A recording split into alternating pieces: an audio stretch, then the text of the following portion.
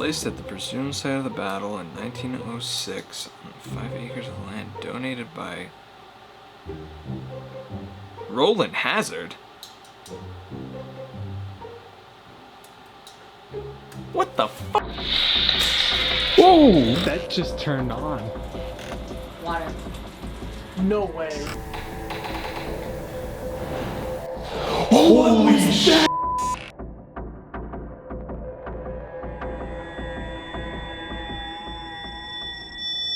What is up, everybody? Paranormal Roads is back again with another episode, another video, this time a discussion video. This is all paranormal and quite a lot of history, actually. I don't know where to begin. I didn't expect to find the hazards connected to the monument where we found this.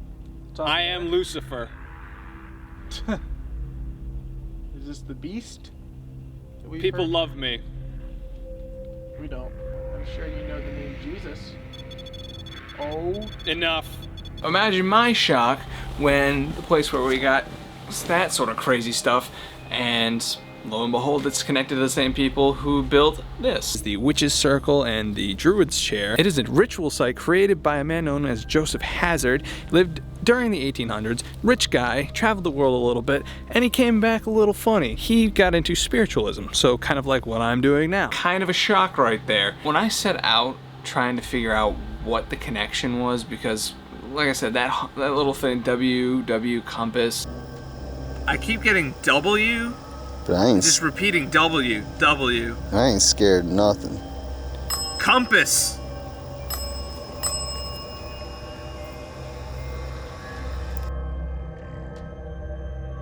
And just where it is west of Treaty Rock, and it being the Great Swamp, is kind of mind-blowing. Especially because it's almost directly, now granted, Treaty Rock, as far as I know, has no connection to the hazards.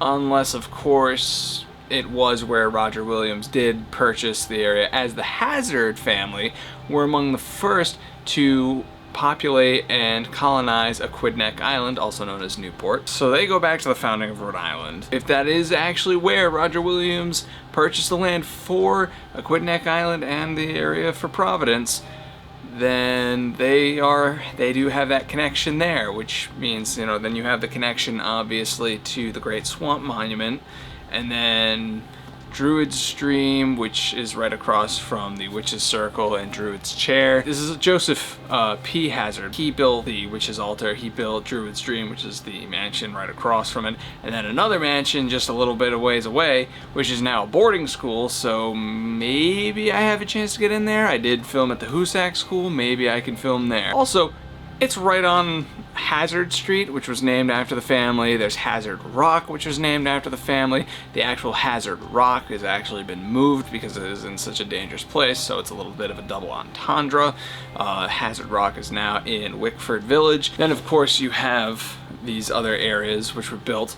Now, Joseph Hazard was in fact not the only spiritualist in his family. He had two brothers, older brothers, who were into spiritualism. You had Thomas Hazard as well as Isaac Hazard. Isaac was the eldest brother. Thomas was somewhere in the middle. Now, Thomas was brought into spiritualism more through tragedy.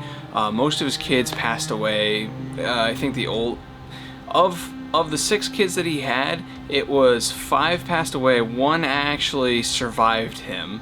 I believe his wife passed away. His oldest daughter, to survive to a certain age, was 35. The youngest only lived to 2, which again, that tended to happen back in those days. I believe most of them actually did die to tuberculosis. Again, hey, look, there's a little connection to Mercy Brown, who where they lived was not very far from Exeter. It's like maybe a 10-15 minute ride. Rhode Islanders being the drivers that they are, it's probably more like a 20-minute drive, and you may or may not feel like you're in Mad Max.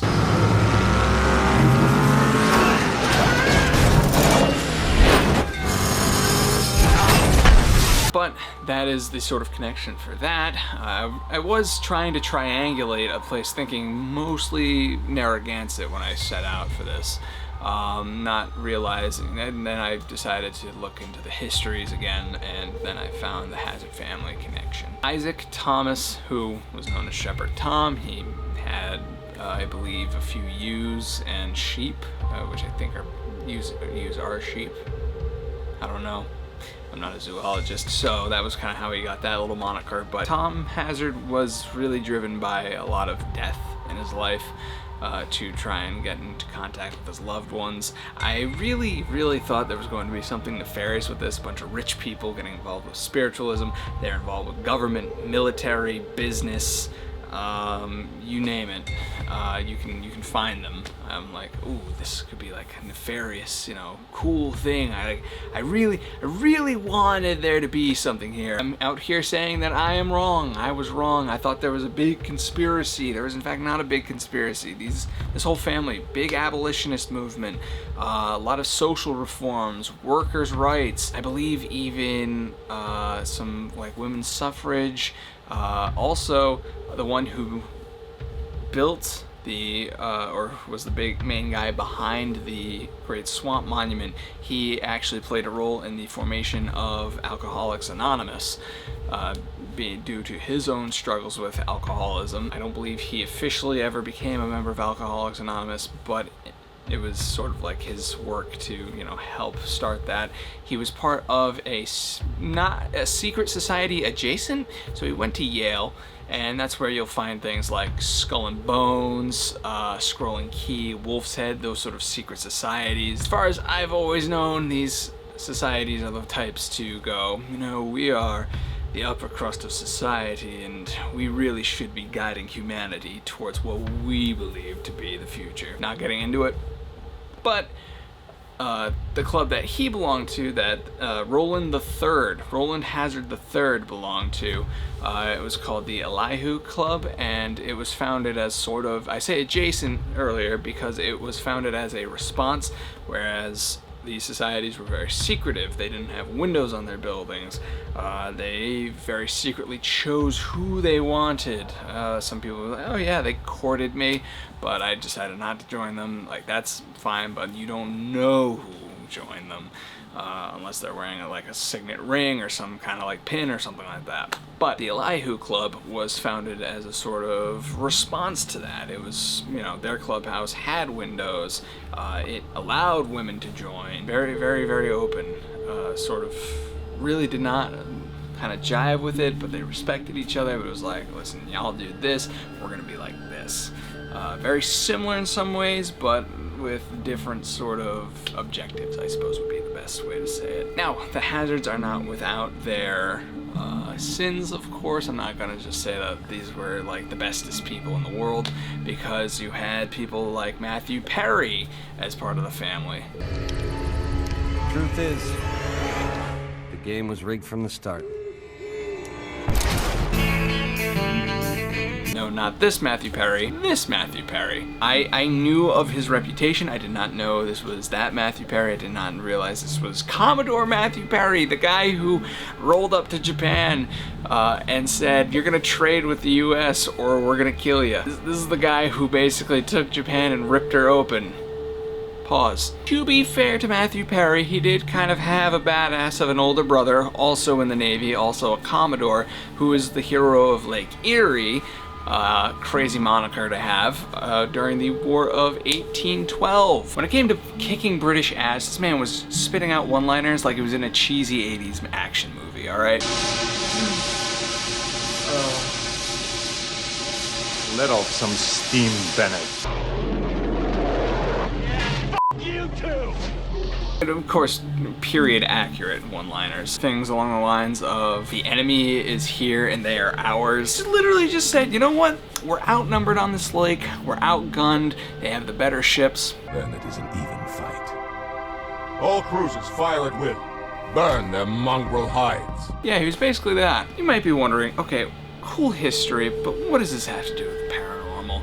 Well, you have three spiritualists. Joseph Hazard, he traveled around the world a lot, and that's how he got into spiritualism. He wasn't able to find too much on Isaac, the oldest brother. And then, obviously, Tom, he got into it because of, all the loss that he experienced in his family. And so what ended up happening was a lot of these guys, especially most notably Thomas as well as Joseph, did a lot of writings on it. They a lot of diary writings. And it was Thomas who had a book written about it. He very, very, like, guys, spiritualism is real. This is like, we're talking as far back as the 1800s. We had a guy going, this is real. I'm able to talk to my loved ones. For Thomas, it was a grieving mechanism. And for Joseph, he didn't, as far as I can find, didn't have any children. He didn't marry. Joseph was just in it for the love of the game, respect. And so for Joseph, he just wrote a bunch of papers. I can't find the papers. I've been diving into a lot of academic sort of posts about it. Some people originally did post a PDF of them, but now it's gone. What I was able to find, though, is he was one of the first to use what I suppose we would talk about as the devices for communicating with spirits.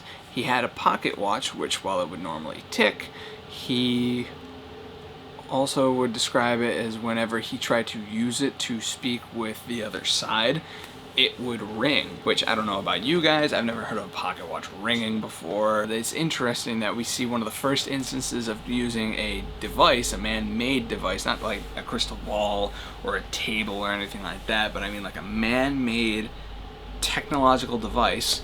This is probably the earliest I've heard of that being used to communicate with the other side, with spirits, with ghosts. Honestly, did not expect that. These guys were really diving into the field of the paranormal before it was paranormal. It was spiritualism back in the day, guys. These guys were the pioneers of what I am doing now. Hope you enjoyed. Thank you for watching. Thank you all for the 1,600 subscribers. That is crazy. Once again, be sure to hit the bell notification so you never miss an episode. And until next time, guys, I'll see ya.